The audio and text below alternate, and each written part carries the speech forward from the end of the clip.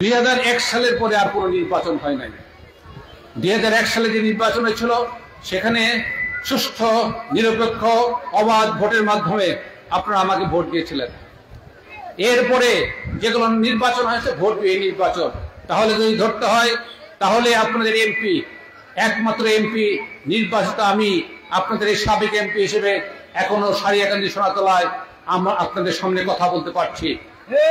17 বছর অনেক কষ্ট নির্যাতনের মধ্যে দিয়ে আমরা এখন বাংলাদেশের একটা বৃহৎ রাজনৈতিক দল হিসেবে আমাদের প্রিয় নেতা, আমাদের দলের ভারপ্রাপ্ত চেয়ারম্যান 1/11-এর পরে তাকে হত্যা করার চেষ্টা করা হয়েছিল, জিয়া পরিবারকে ধ্বংস করার চেষ্টা করা হয়েছিল। সেই নির্যাতিত নেতা আমাদের ভারপ্রাপ্ত চেয়ারম্যান তারেক রহমানের নেতৃত্বে আজকে এই দল সুসংগঠিত। আজকে সারা দেশের মানুষ আপনাদের মতো মনে করে বিএনপি একমাত্র দল আগামী নির্বাচনে বিপুল সংখ্যাগরিষ্ঠতা নিয়ে আগামী নির্বাচনে বিপুল বিজয় তারা বিপুল বিজয়ের মতো নির্বাচন সামনের যে ফেব্রুয়ারি নির্বাচন, সেই নির্বাচনে আমরা প্রত্যাশা করি। পাশাপাশি আমরা মনে করি যে এই এলাকার মানুষ আমাকে 80% ভোট দিয়েছিল 2001 সালে।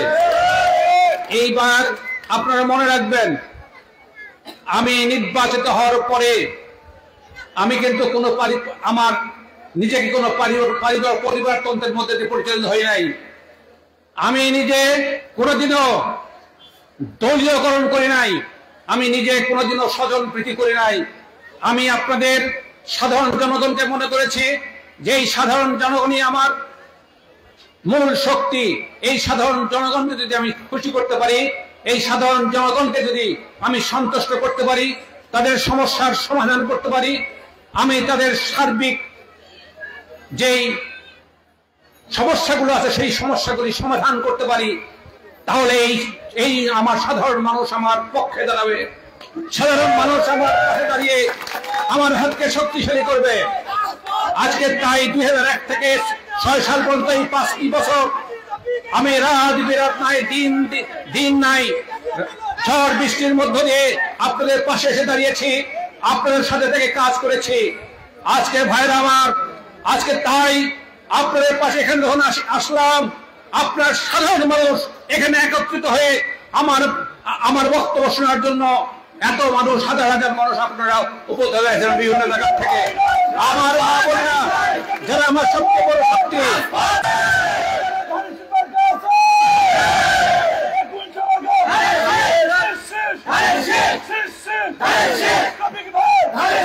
আমাদের নেতা জনাব তারেক রহমান আজকে 31 দফা ঘোষণা, 31 দফা একটা কর্মসূচি বাস্তবায়ন করেছেন রাষ্ট্রযন্ত্র মেরামতের জন্য।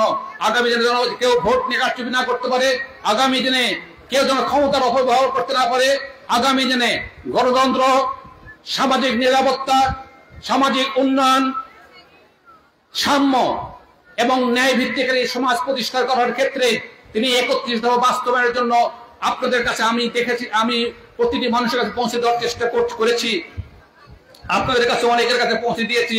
31 দফা বাস্তবায়নের জন্য আগামী দিনে আপনারা সবাই ঐক্যবদ্ধ হবেন এবং তারেক রহমানের, আমাদের ভারপ্রাপ্ত চেয়ারম্যান তারেক রহমানের হাতকে শক্তিশালী করবেন।